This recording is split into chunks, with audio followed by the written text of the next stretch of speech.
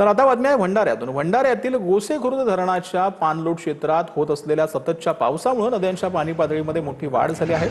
पुजारी टोला आणि धापेवाडा बॅरेजमधून पाण्याचा विसर्ग जो आहे तो करण्यात आला। गोसेखुर्द धरणातील पाण्याची आवक वाढल्याने धरणाचे 11 दरवाजे अर्धा मीटरने उघडण्यात आलेत। धरणातून सध्या 49,405 क्युसेक्स वेगाने पाण्याचा विसर्ग नदीपात्रात करण्यात आला। प्रशासनाकडून वैनगंगा नदीकाठच्या गावांना सतर्कतेचा इशारा देण्यात आलेला आहे। तर संत श्रेष्ठ ज्ञानेश्वर माऊलींच्या आळंदीमध्ये इंद्रायणी काठावर कामिका एकादशी निमित्तानं महाआरती करण्यात आली। दर एकादशीला आळंदीतील इंद्रायणीच्या तीरावर भक्तिभावानं महाआरती करण्यात येते आहे।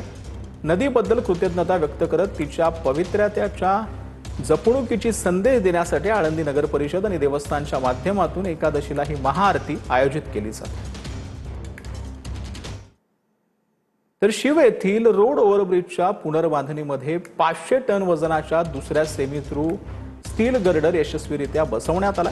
पहिल्या गर्डरच्या यशस्वी स्थापनेनंतर माटुंगा आणि कुर्ला दरम्यान रात्रीच्या कॉरिडॉर ब्लॉकमध्ये दुसरा गर्डर बसवण्यात आला।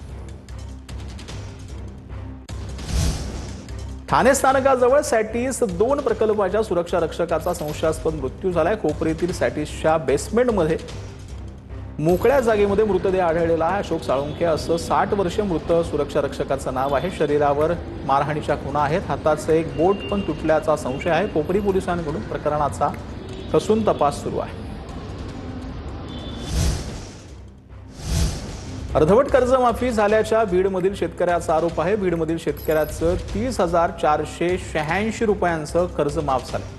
43,552 पीक कर्जापैकी 30,486 रुपये माफ झालेले आहेत। 43,40,000 रुपये कर्ज आहे माझ्याकडे। हो, ते काय माफ झालेलं नाही। सरकार म्हणले होते 2 लाखापासून कर्ज माफ करू, ते बी काय केलेलं नाही। आता समजा कधी करते ते कधी नाही काय माहिती। आणि हे केलेल्याबद्दल जे मालकीनीचं नाव आलं त्याच्यात बी समजा सरकारचे आम्ही आभार मानतो। आमच्याकडे 43,000 रुपये कर्ज होतं आणि माफ झाले 30,000 रुपये।